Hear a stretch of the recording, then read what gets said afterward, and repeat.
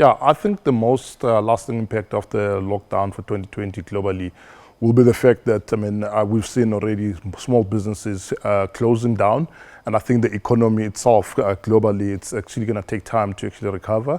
So I think if we look at it from that perspective, from small businesses not surviving, as well as obviously the cash flow with some of the big companies, it's actually also affecting them.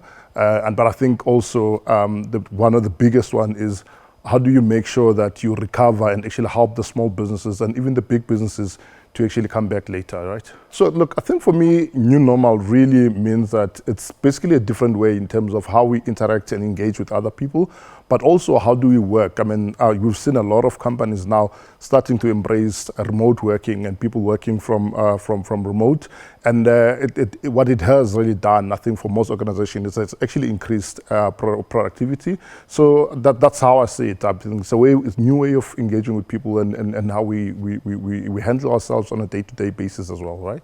Yeah, I think in my opinion, in terms of some of the biggest positives that have actually emerged during this pandemic, I think coronavirus has become our chief digital officer in terms of driving the digital adoption locally as well as globally. More and more companies have actually started to adopt digital as their way of actually doing business in terms of servicing customers, as well as obviously developing products that are actually digital products that they can take to market. I think for me, that's actually one of the biggest things. And if I look at some of the projects that we've been working with from a telecom SMB point of view, and speaking to some of my colleagues as well, we've seen high level of productivity where people are actually working from home. They become much more productive because they don't have to be stuck in traffic for 4 hours a day. So those 4 hours are actually being invested back. I think the advice that I would give people that are in power to help reignite our economy is that we need to support small, medium businesses in South Africa. The South African economy is mostly driven by small, medium businesses. These guys are actually contributing very positively into our GDP.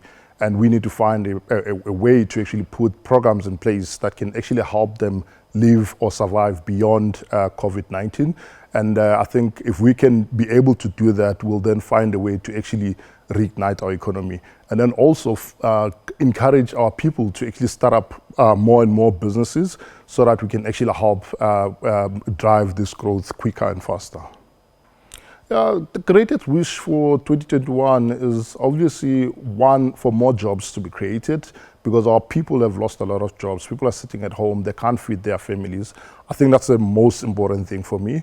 I think the second one is for us as corporate South Africa, as well as government, to actually find ways to help these small, medium businesses. And I think if you look at what we're doing from a YEP point of view, which is a platform that we actually built, that will help support these small, medium businesses and give them access to market and give them access to customers as well. So those are the things that I wish that most people can actually start doing. And obviously more and more programs that can be put in place to support small, medium businesses as well so that they can survive.